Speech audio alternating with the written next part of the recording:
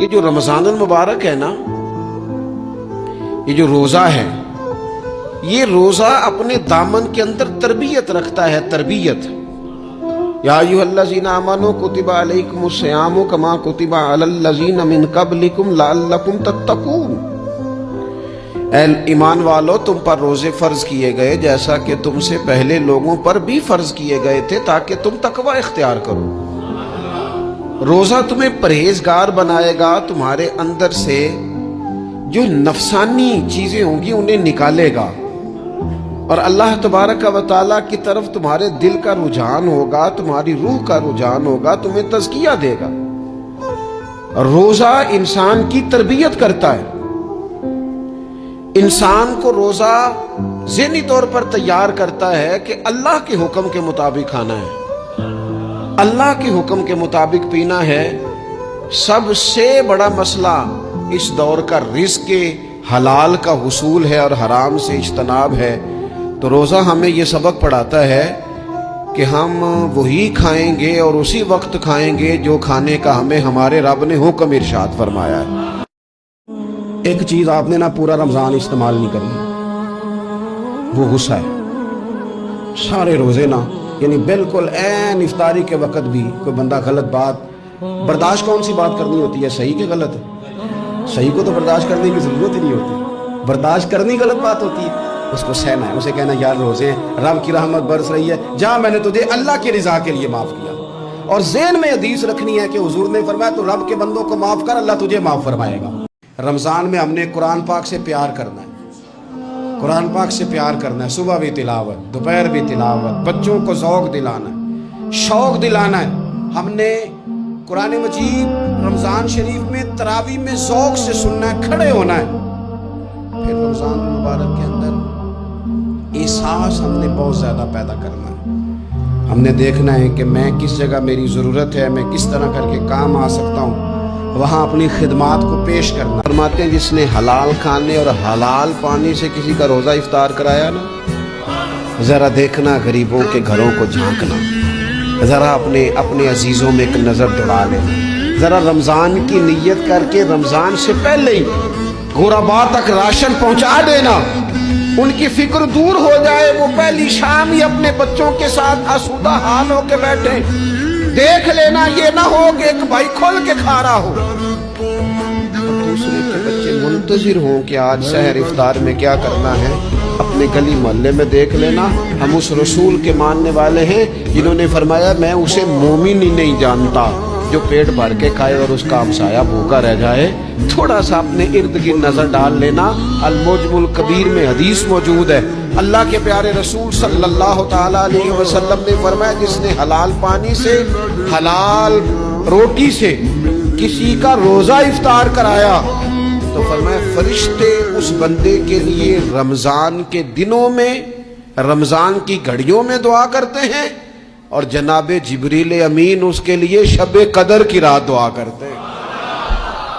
یہ جو رمضان المبارک کا آخری عشرہ ہوتا ہے نا، یہ بڑا قیمتی ہے۔ میں پہلے بھی دوستوں سے عرض کرتا رہتا ہوں کہ ہم نا یہ آخری 10 دن اکثر بازاروں میں گھوم کے گزار دیتے ہیں، پہلے بھی ساری خریداری کی جا سکتی ہے۔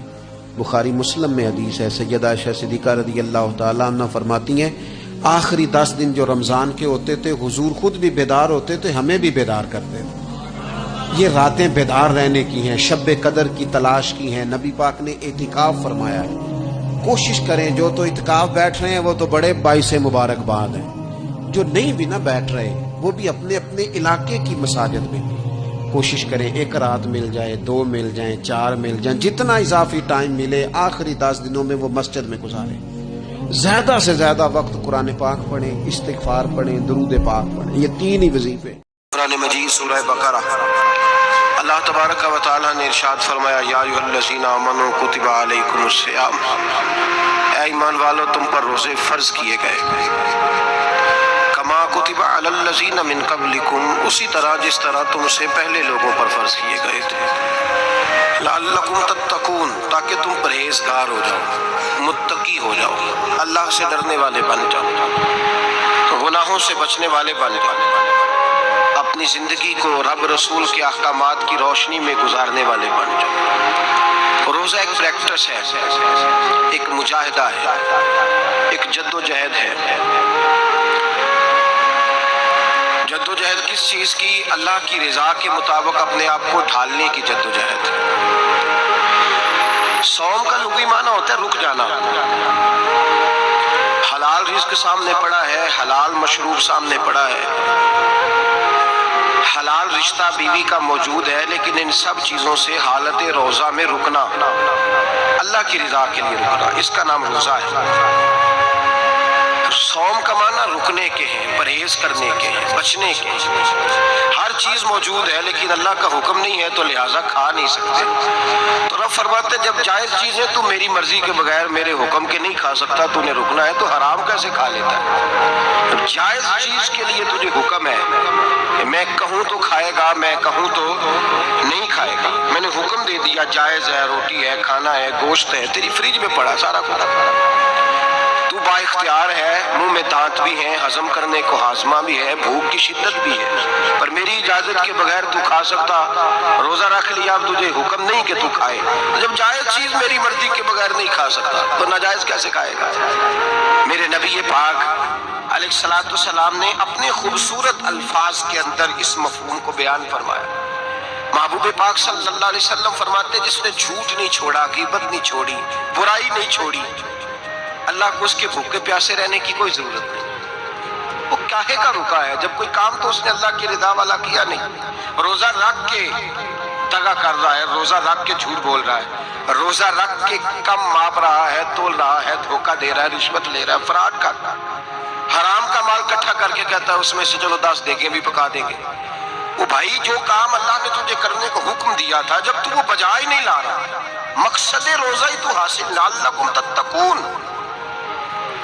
روزے کا مقصد یہ ہے کہ تو پرہیزگار ہو جائے۔ میرے نبی پاک علیہ الصلوۃ والسلام کی بارگاہ عالی مرتبت میں 2 عورتیں آئیں، یہ چیزیں کھا لو، کہنے لگی محبوبہ ہم نے روزہ رکھا ہوا ہے۔ فرمایا نہیں تمہارا تو روزہ نہیں ہے، حضور رکھا ہوا ہے روزہ، سحری سے لے کر اب تک کچھ نہیں کھایا، شام تک بھی نہیں کھائیں گی۔ محبوب نے فرمایا ذرا کہہ تو کرو، الٹی تو کرو۔ کہہ کی تو ان کے حلق سے خون بھی نکلا اور گوشت کے لوتھڑے بھی نکلے، گھوٹیاں بھی نکلی۔ نبی پاک نے فرمایا وہاں بیٹھ کے تم نے اپنے جاننے والوں کی غیبت نہیں کی، چغلی نہیں کھائی؟ خاموش ہو گئی، گردنیں جھک گئیں۔ نبی پاک نے فرمایا تم نے قرآن نہیں پڑھا کہ جو اپنے بھائی کی غیبت کرتا ہے وہ مردہ بھائی کا گوشت کھاتا ہے؟ تو گوشت کھا کے بھی تمہارا روزہ رہ گیا ہے۔ کس طرح کا روزہ ہے کہ صاحب روزہ رکھ کے نہ رکھنے والوں پہ تنقید کر رہے ہیں؟ تراویحاں پڑھ کے نکلے ہیں تو کہتے ہیں میں اکیلا ہی نیک ہوں، باقی تو محلے میں کوئی پڑھتا ہی نہیں۔ یہ کیسا تیرا روزہ ہے کہ تو روزہ رکھ کے تو اس کے مقصد کو نہیں سمجھا؟ لعلکم تتقون، روزہ دار تو وہ ہے کہ روزہ رکھا ہوا ہے، کھانے بھی سے رکا ہے، پینے سے بھی رکا ہے، عمل زوجیہ سے بھی رکا ہے، پھر وہ جھوٹ سے بھی رکے، غیبت سے بھی رکے، بدنگاہی سے بھی رکے، حرام خواری سے بھی رکے ساری۔ میرے رسول پاک علیہ السلام نے فرمایا روزہ دار کو 2 خوشیاں ملیں گی، ایک خوشی اس وقت ملتی ہے جب وہ افطار کرتا ہے، اور فرمایا ایک خوشی اس وقت ملے گی جب وہ اپنے رب سے ملاقات کرے گا، جب وہ اس سے ملے گا۔ میرے دوستو خوشی تو جو ہوگی سو ہوگی، لیکن یہ لفظ بڑے حسین نہیں کہ روزہ دار کی رب سے ملاقات ہوگی۔